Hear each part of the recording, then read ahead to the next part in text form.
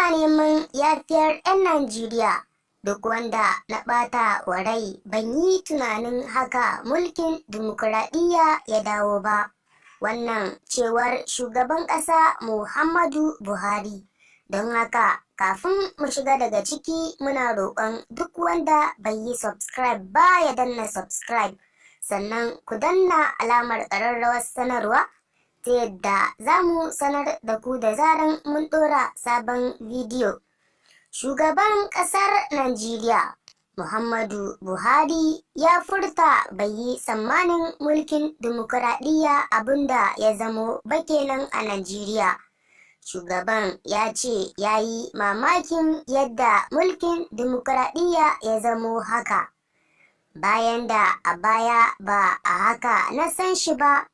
Sannan ina neman 'yan ƙasata da su yafe min yadda na ɗau dimokuraɗiyya ashe ba haka yake ba.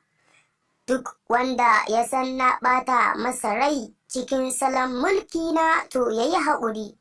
Ban san mulkin dimokuraɗiyya haka ya zamo a Najeriya ba. Maganar shugaban ƙasa Muhammadu Buhari kenan da ya yi cikin salo ta hikima domin bawa 'yan Najeriya haƙuri. Daga ƙarshe muna roƙon 'yan uwa ga duk wanda ya samu wannan bidiyo don Allah ya taya mu yaɗawa zuwa ga 'yan uwa domin su amfana.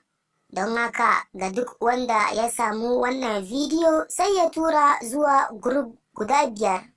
Daga ƙarshe muna roƙon ku danna mana subscribe, sannan ku danna alamar ƙararrawar sanarwa ta yadda za mu sanar da ku da zaran mun ɗora sabon bidiyo.